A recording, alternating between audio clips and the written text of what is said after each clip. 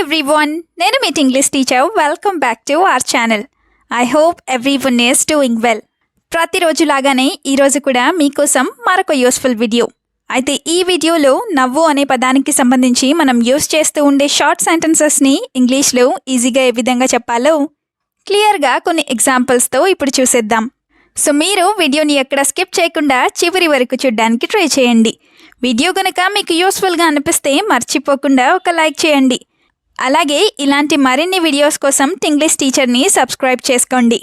ఇప్పుడైతే ప్రీవియస్ వీడియోలో నేను మిమ్మల్ని 2 క్వశ్చన్స్ అడిగాను కదా, వాటిలో ఫస్ట్ వన్ ఈజ్ ఈ పిక్చర్లో కనిపిస్తున్నవి మీలో చాలామందికి తెలిసే ఉంటాయి. అయితే వీటిని మనం ఫ్రెష్ డేట్స్ అని చెప్తాం. Now the second question is దారిలో కారు చెడిపోయింది లేదా కారు పాడైపోయింది. ఈ సెంటెన్స్ని ఇంగ్లీష్లో the car broke down on the way ఈ విధంగా చెప్తాం. ఇప్పుడైతే ఈ వీడియోలో మీకోసం 2 క్వశ్చన్స్ అయితే ఉంటాయి కదా, వాటిలో ఫస్ట్ వన్ ఈజ్ ముసి నవ్వు. చిన్నగా సిగ్గుపడుతూ నవ్వడాన్ని ఇలా అంటూ ఉంటారు కదా, అయితే దీన్ని ఇంగ్లీష్లో ఏ విధంగా చెప్తాం? What do we call this in English? Let me know in the comments.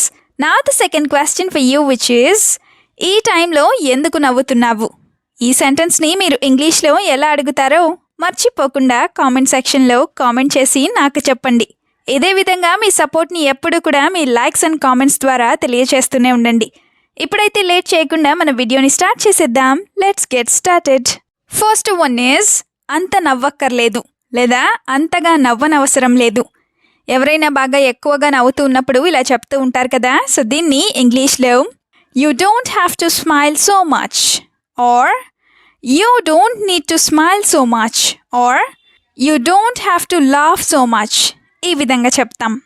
దీనికి సంబంధించిన 2 ఎగ్జాంపుల్స్ని చూద్దాం. First one is I don't understand why you laugh so much, I don't understand why you laugh so much, or I don't understand why you are laughing so much. అంటే నువ్వు ఎందుకు ఇంత ఎక్కువగా నవ్వుతున్నావో నాకు అర్థం కావడం లేదు అని. Now the second example is no one understands when you laugh or when you cry. No one understands when you laugh or when you cry. అంటే నువ్వు ఎప్పుడు ఏడుస్తావో అలాగే ఎప్పుడు నవ్వుతావో ఎవరు అర్థం చేసుకోలేరు అని. Now the second sentence is ఎందుకు నవ్వొస్తోంది లేదా నీకు ఎందుకు నవ్వొస్తోంది ఇలా కూడా అడుగుతూ ఉంటారు కదా, సో దీన్ని ఇంగ్లీష్లో why are you laughing, why are you laughing, or why are you getting laugh ఈ విధంగా అడుగుతాం. Let's have some examples now. First one is if you tell me why you are smiling, I will smile too. Or if you tell me why you are laughing, I will laugh too. అంటే నువ్వు ఎందుకు నవ్వుతున్నావో నాకు కూడా చెప్తే నేను కూడా నవ్వుతాను అని. Now the second example is why do you laugh unnecessarily at every little thing? Why do you laugh unnecessarily at every little thing? అంటే నువ్వు ప్రతి చిన్న విషయానికి కూడా అనవసరంగా ఎందుకు నవ్వుతావు అని. సెంటెన్స్ నెంబర్ 3 ఈజ్ పిచ్చి పట్టినట్లు నవ్వకు లేదా పిచ్చివాడిలాగా లేదా పిచ్చిదానిలాగా నవ్వకు. బాగా ఎక్కువగా నవ్వేస్తూ ఉన్నప్పుడు ఇలా చెప్తూ ఉంటారు కదా, సో దీన్ని ఇంగ్లీష్లో don't laugh like you are crazy, don't laugh like you are crazy ఈ విధంగా చెప్తాం. అంటే నువ్వు పిచ్చెక్కినట్లుగా లేదా పిచ్చివాడిలాగా లేదా పిచ్చిదానిలాగా నవ్వకు అని. Now the first example is until a while ago you used to smile so well, now when I see your smile it scares me. Until a while ago you used to smile so well, now when I see your smile it scares me. అంటే కాసేపటి క్రితం వరకు నువ్వు చక్కగా నవ్వావు, కానీ ఇప్పుడు నీ నవ్వు చూస్తుంటే నాకు భయమేస్తోంది అని.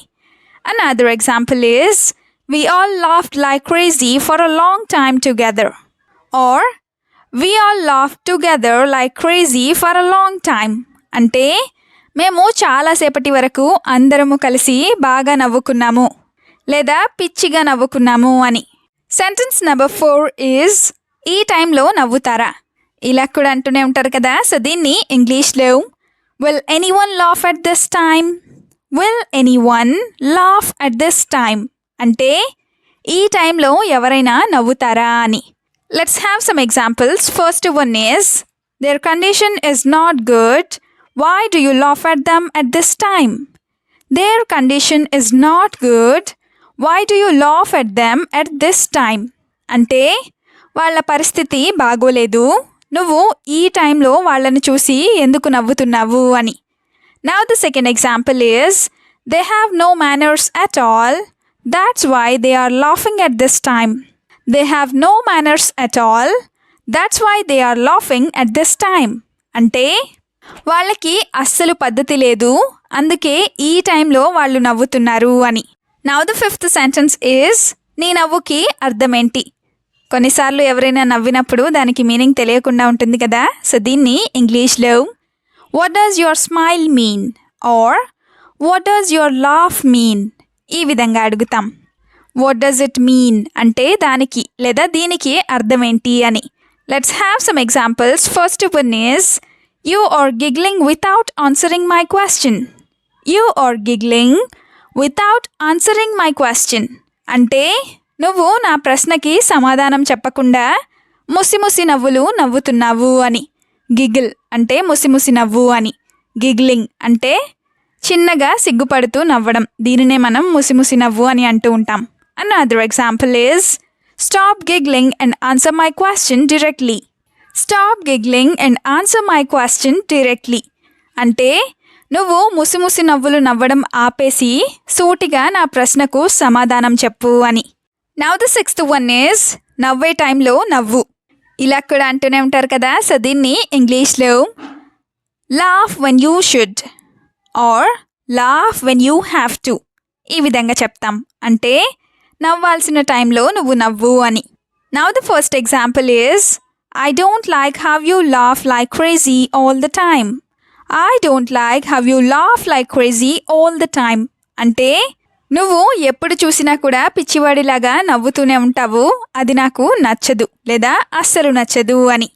Another example is, there is a time for everything, you know it and act accordingly. There is a time for everything, you know it and act accordingly అంటే ప్రతిదానికి ఒక టైం అంటూ ఉంటుంది, కాబట్టి నువ్వు దాన్ని తెలుసుకొని దానికి తగ్గట్టుగా ప్రవర్తించు అని. యాక్ట్ అకార్డింగ్లీ అంటే దానికి తగ్గట్టుగా ప్రవర్తించడం అని. నెక్స్ట్ సెంటెన్స్ ఈజ్, నవ్వితే ఆమెకు నచ్చట్లేదు. ఎవరికైనా గొడవలు ఉన్నప్పుడు ఇలా జరుగుతూ ఉంటుంది కదా. సో దీన్ని ఇంగ్లీష్లో she doesn't like it when I smile or she doesn't like it when I laugh ఈ విధంగా చెప్తాం. షీ డజంట్ లైక్ అంటే ఆమెకు నచ్చదు లేదా నచ్చడం లేదు అని. For example, my smile is my choice, I smile when I like, I have nothing to do with her. Or, my laugh is my choice, I laugh when I like, I have nothing to do with her. అంటే నా నవ్వు నా ఇష్టం, నాకు ఎప్పుడు నవ్వాలనిపిస్తే నేను అప్పుడు నవ్వుతాను, ఆమెతో నాకు ఎలాంటి సంబంధం లేదు అని. Another example is, if you don't like my smile, I will smile even harder in front of you. If you don't like my smile, I will smile even harder in front of you. అంటే నీకు గనక నా నవ్వు నచ్చకపోయినట్లయితే నేను నీ ముందు ఇంకా ఎక్కువగా లేదా ఇంకా గట్టిగా నవ్వుతాను అని. Now the last sentence is, ఎంతసేపు నవ్వుతావు ఇలా కూడా అడుగుతూ ఉంటారు కదా. అయితే దీన్ని ఇంగ్లీష్లో how long will you laugh, how long will you laugh ఈ విధంగా అడుగుతాం. how long అంటే ఎంతసేపు లేదా ఎంతకాలం ఇలాంటి మీనింగ్స్ వస్తాయి. For example, I am already annoyed, how much longer will you laugh? I am already annoyed, how much longer will you laugh? అంటే నాకు ఇప్పటికే చిరాకు వచ్చేసింది, నువ్వు ఇంకా ఎంతసేపు నవ్వుతావు అని. దీనికి సంబంధించిన సెకండ్ ఎగ్జాంపుల్ని చూద్దాం. అదేంటంటే, stop laughing and start doing your work. Stop laughing and start doing your work అంటే నువ్వు నవ్వడం ఆపేసి నీ పని చేసుకోవడం లేదా నీ పని చేయడం మొదలుపెట్టు అని.